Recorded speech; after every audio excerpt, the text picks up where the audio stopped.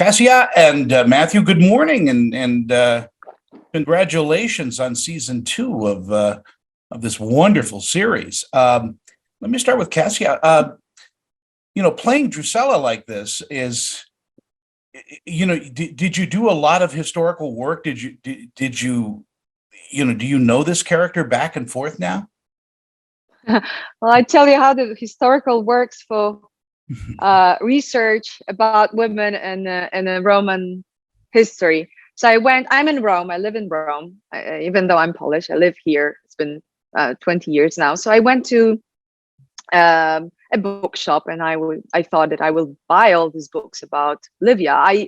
There is a one place just close to, not so far from my house, which is called Livia's bath, something like this, and Livia over there, and then that's it. The Rome you're surrounded by all these names, and sometimes their stories, and some others you just don't, and it's just a name of a street, there's a name of a restaurant, it is a name of a place, of some museum. You just ignore them. There's so many of them. And I must say, even Romans, they don't even know their stories. There's more people from, foreigners, people from outside, that they're passionate about these stories. But once you're born here, you just take everything for what it is. So I went to the bookshop, and I thought to buy all this bunch of books about women and Roman history and Livia Drusilla. And I asked, can you give me everything about Livia Drusilla? So the guy went, to do the whole checkup. The research is like, we don't really have anything about Livia Drusilla, but we have Augustus' biography, and there is this part of Livia's story, and there's Tiberius's biography, and there's another 5 maybe pages about Livia.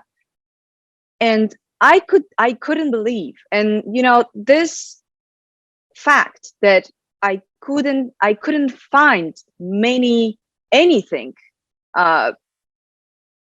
even that I could compare to Augustus or to Drusus or to Tiberius and all the other incredible characters from that period. And I couldn't find anything about her. It makes you understand that there is a problem. There is a gap in the storytelling, right? Yeah. So the research, I had to go deeper and deeper, and there was not so many informations about her, I must say. It's got to be frustrating not to be able to find that type of information. Me as Livia, I was furious. Yeah, I know whose fault is that, but history. No, that's Tiberius. That's not history. That's Tiberius for sure. But also, the story was written from the men's point of view, by men, and here's the gap.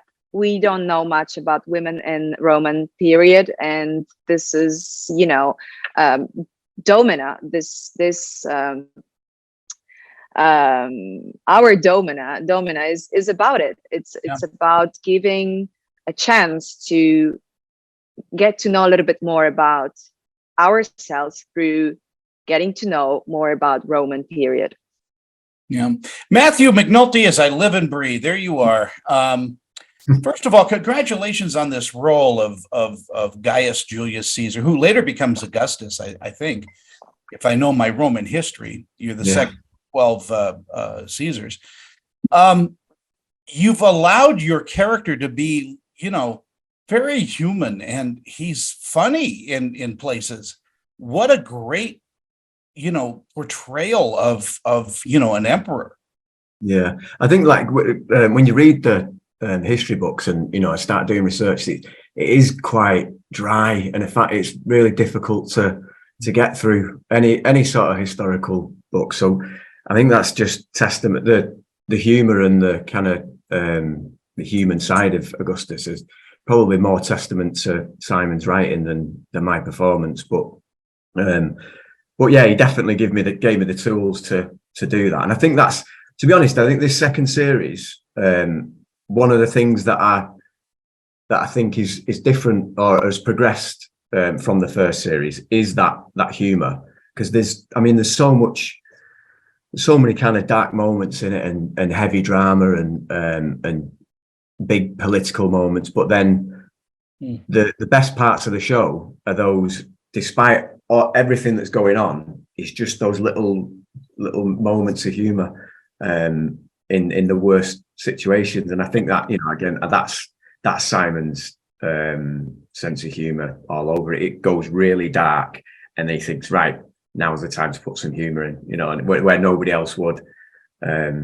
So yeah, it's been a bit of a gift, really, this role. And well, it also makes him very relatable, you know, to us, because, you know, in the past, when people are playing Caesar, you know, he's so majestic and so aristocratic and so far above the people, but you know, he seems like a guy you'd want to know, you know, except not be his enemy. yeah, and I suppose that's, you know, that's the kind of goal, really, in it, to but it's, at the end of the day, it's a show to entertain people, so you want people to root for you despite the horrible things that you do, and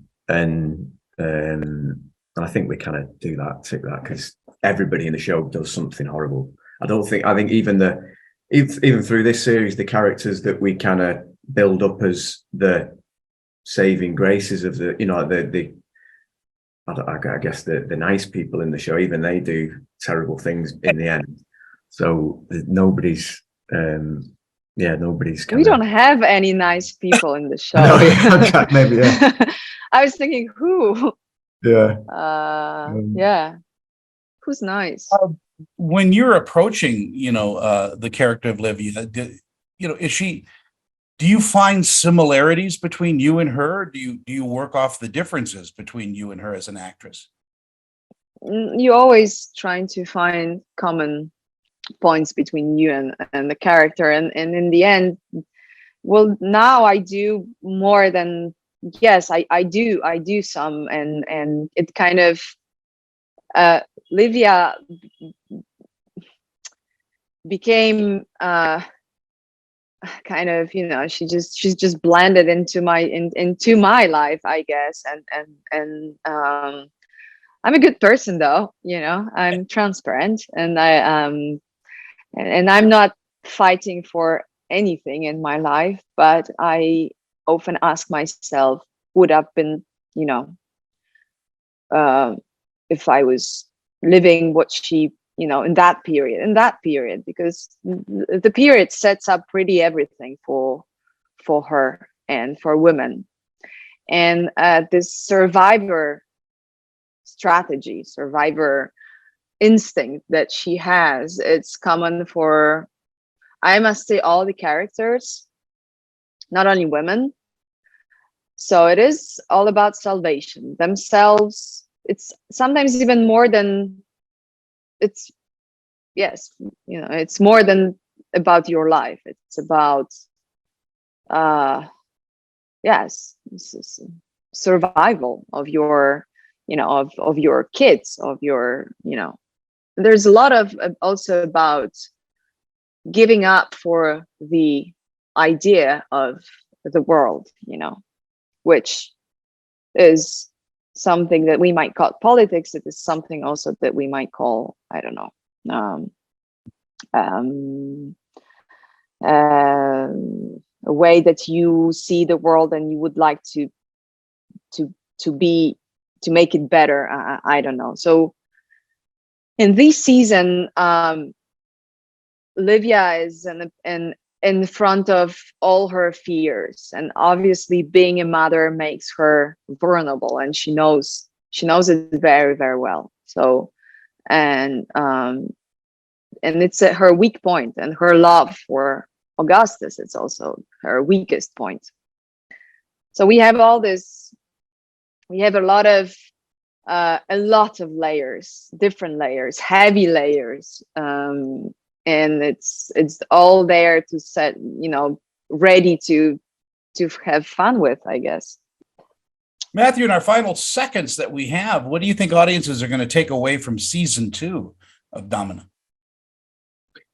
They'll get to know the characters more, and they'll probably love to hate them more as well. Enjoy hating them, because there's some dark paths ahead. Well, I love hating you, but you're a tremendous, tremendous actor. Both of you are just incredible in these roles, and the costuming and everything that's going on in this wonderful production is just spot on. So congratulations again. And it's such a pleasure for me to meet you both. Thank you. Thank you.